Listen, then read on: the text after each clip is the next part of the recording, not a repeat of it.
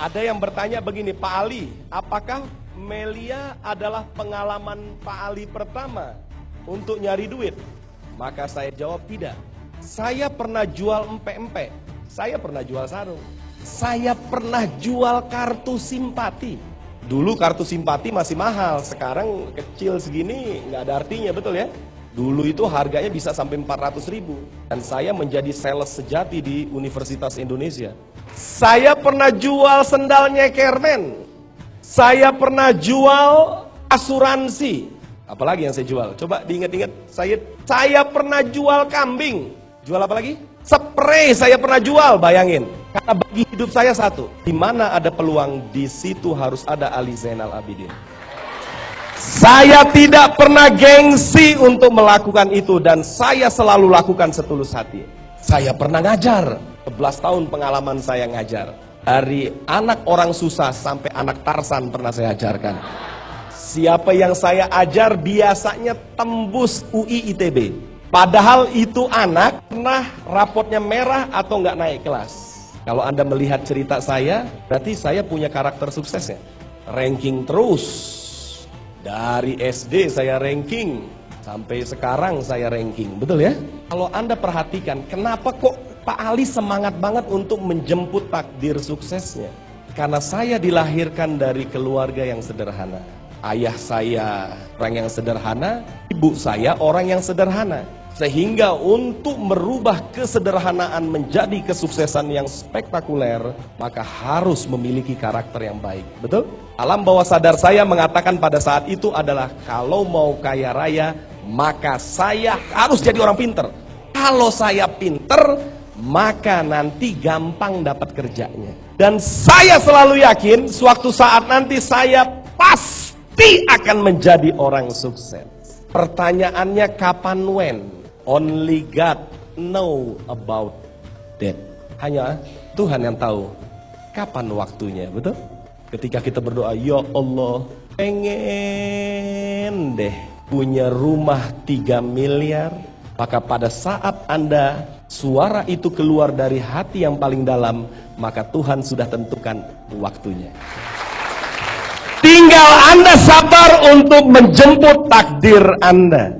Jadi kalau saya masuk ke rumah orang yang rumah baru, waduh, enak banget rumahnya. Gue yakin nanti gue pasti punya rumah juga. Kapan itu? Kata orang Betawinya, kagak tahu. Kalau ngelihat orang punya mobil bagus, saya yakin besok gue juga pasti beli. Kapan itu?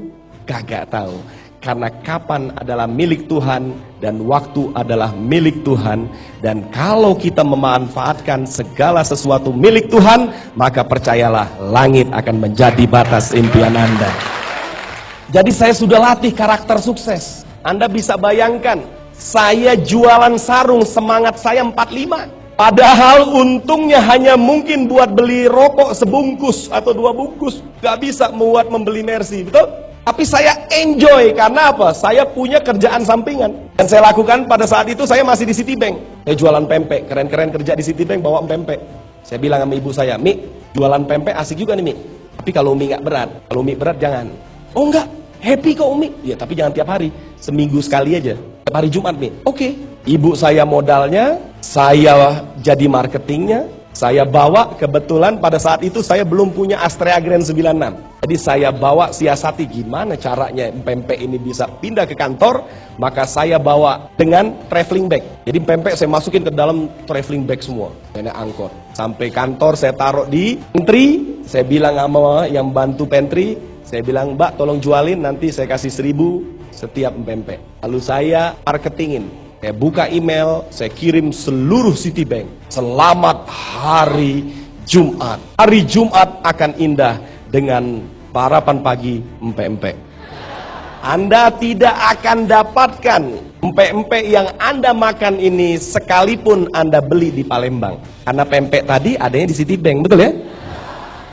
Wah, dengan bahasa yang spektakuler tadi, semua nyerang ke pantry. Pempek saya laku, sisa 3 atau 2. Sisanya saya kasih kepada satpam, bro, rejeki buat ente. Selamat nikmatin, saya pulang kosong, seluruh uangnya saya berikan kepada ibu saya. Saya hanya bangga apa? Yes, yes, yes. Hari ini pempek hanya tinggal 2. Jadi duitnya nggak saya ambil, saya hobi aja karena dari dulu hidup saya penuh dengan target. Gue target segini. Ketemu saudara mau lebaran, Li, lu bisa jual kambing nggak? Wah, jangan jual kambing, bijinya kambing gue bisa jual.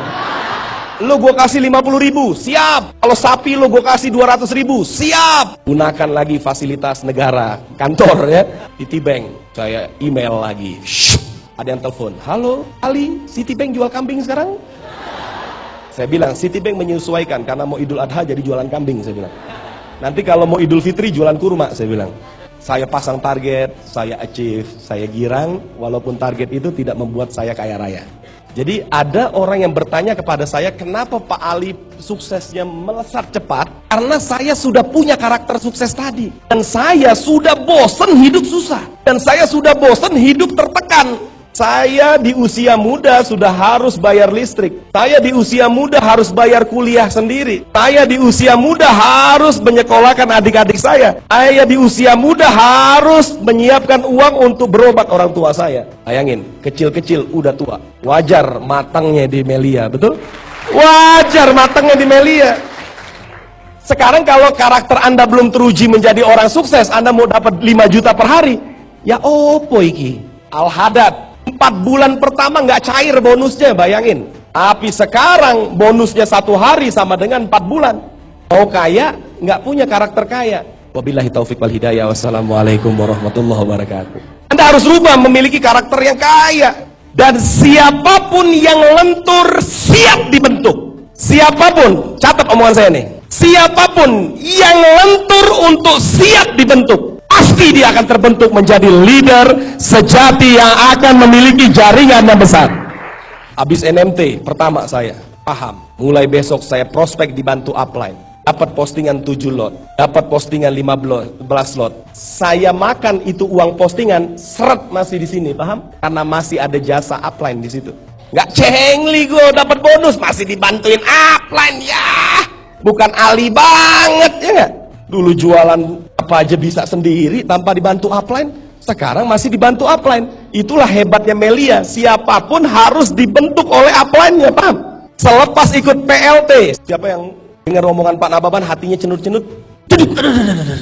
Ya Allah, ya Allah. Siapa yang ngerasa seperti dibawa sama Pak Nababan untuk main apa namanya itu? Roller coaster, siapa? Siapa yang merasa dibawa Pak Nababan main roller coaster? Itulah saya dulu belakang. Aduh, dahsyat Pak Nababan. Cedas. Petualang MLM, ampun. Saya makan khusyuk, training khusyuk, lalu ngobrol-ngobrol. Banyak yang ngomong ESN. Jadi kalau kita jalankan secara ESN, maka kita akan sukses. Kalau kita jalankan secara ESN, kita akan sukses. Saya sambil makan snack, sambil merokok, ESN apa ya? Nggak ngerti saya ESN. Jadi Pak Nababan ngomong 2 hari 2 malam, yang ada di otak saya apa? Prospek. Jadi saya dulu, dahsyat, aduh besok langsung hubungin si ini nih. Aduh besok prospek si ini nih. Aduh besok prospek si ini nih. Aduh besok prospek si ini. Jadi selama dari 2 hari training, yang ada di kepala saya hanya prospek, paham? Jadi orang bahas ESN saya nggak ngerti. Mau nanya malu. Saya mau nanya, ESN apa sih? Malu saya. Lo tadi ikut training nggak? Ikut. Hati lo tidur tadi, betul ya? Udah saya melotot, betul ya? Saya kenal ESN 6 bulan kemudian. Setelah bonus saya masuk di angka 40 juta sebulan, baru saya paham apa itu ESN. Baru udah 40 juta masuk. Pulang saya dari training pertama saya PLT, di minggu kedua membership saya. Mulai dari situ saya ikrarkan diri saya, tidak boleh ditemenin upline lagi prospek. Mulai besok gua harus prospek sendiri. Mulai saya prospek sendiri. Posting 7 lot. Yes! Tanpa tenaga upline. Ya, ini baru Ali, ya nggak? Makannya, Anda bayangin bonus yang saya jajarin, makannya baru nempel di sini langsung masuk. Kalau tadi waktu dibantu upline masih nyangkut-nyangkut di sini, Mama. Siapa yang ikut ketemu Pak Nababan kemarin? Nah, siapa duduk yang di depan? Nah, siapa duduk di belakang? Saya duduk di belakang. Hari ini duduk di depan, betul? Betul? Bukan masalah duduk, siapa yang terdepan untuk bertindak, maka dia akan menjadi pemilik masa depan.